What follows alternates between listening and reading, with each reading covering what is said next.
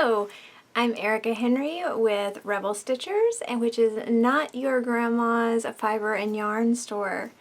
We do things a little bit differently here. We just have lots of fun with fiber arts. Try out different techniques, experiments, all kinds of good stuff. And today is an episode of Fiber Diaries, which is a documentation of my journey with fiber arts, and I hope you enjoy today's video. Today we are going to be taking all of my, what color are we doing today? We're doing green. Yes, green was on the agenda. So today we're going to take all of my green acid dyes, swatch them out on some Gulf Coast native roving. This isn't roving, this is just a nice little cloud, but it's what I had handy on me, and see what happens. Some of these are new acid dyes. Some of these I have no idea how old they were because they were gifted to me, so they may or may not work out. I don't know. But let's see what happens. So let's go to my kitchen and swatch them all out. So I've got some roving here in a low immersion setup. There's water above some of it, but not that much. But I did just add a big glug of vinegar, and first up is the Dharma Chartreuse in a 1% stock solution. I absolutely love this color.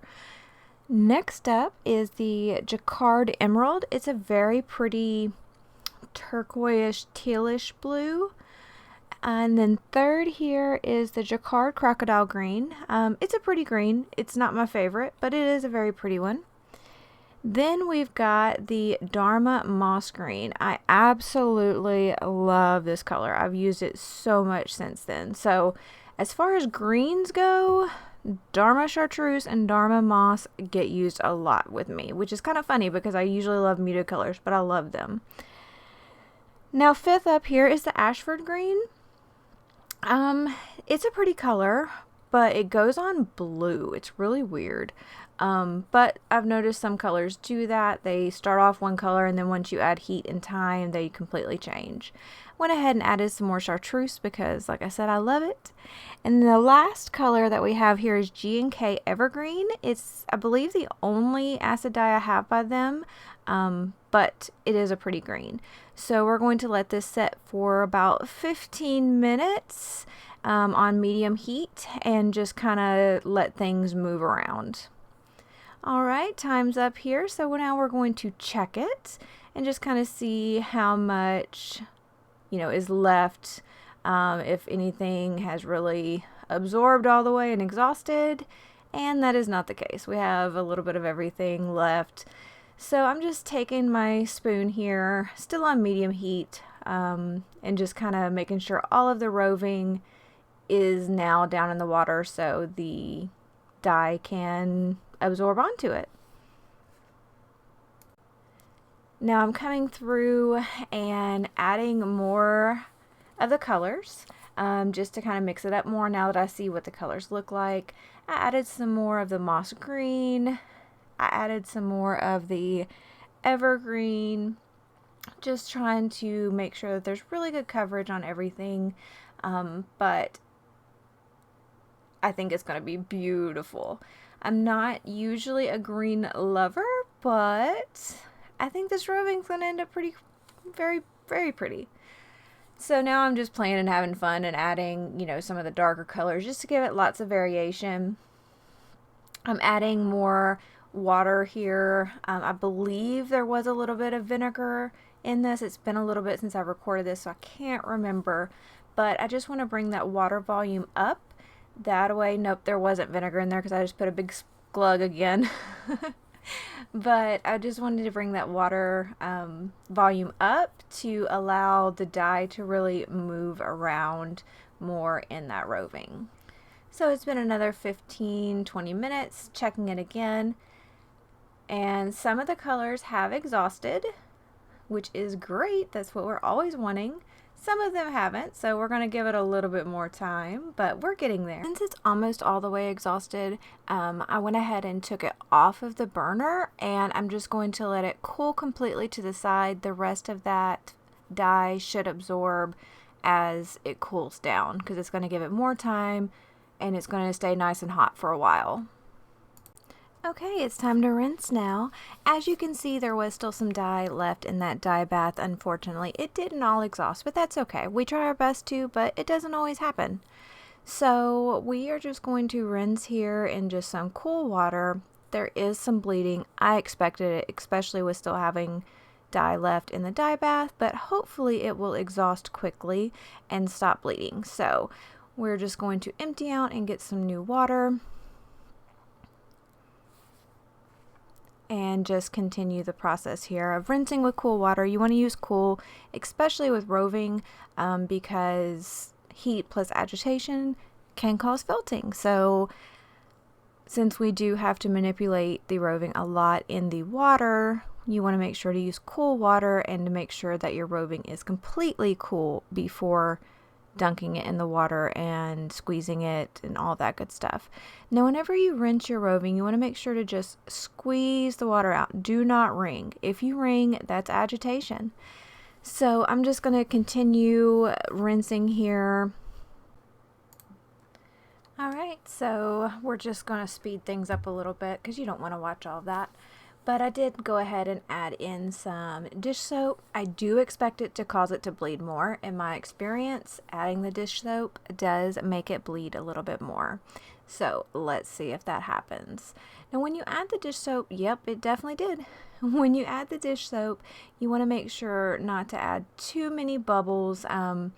Just, you know, put it in, swish it around a little bit. I find that when it's really bubbly, it is harder to get those bubbles out, so it requires more rinses, and the more rinses, the more likely that you're causing more agitation. Agitation causes felting. Do you see a pattern here?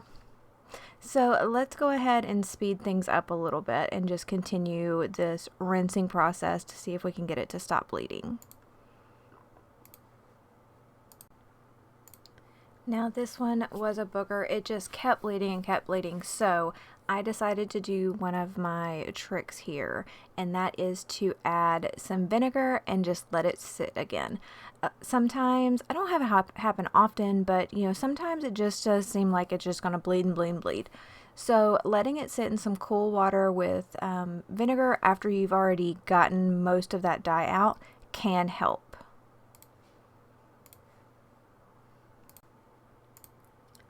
So I've let it sit here for, 10-15 minutes, and already that's looking like a much better color. There is still a hint of green, but let's go ahead and give it one more rinse. I'm so happy that this is getting better. So final rinse here, and the water is clear. My vinegar trick did make it stop, so that's always a great thing. So now I'm going to take my dedicated salad spinner here, pop that roving in, give it a good spin, and try to get out a majority of that water.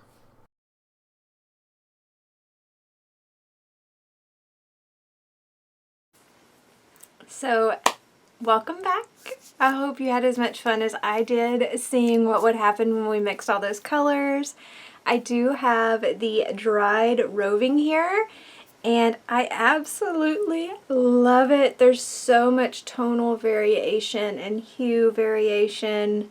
Oh, it's so much fun. There's the other little piece. I was, as always, worried about felting, pulling through. No felting that I am finding. Oh, thank you.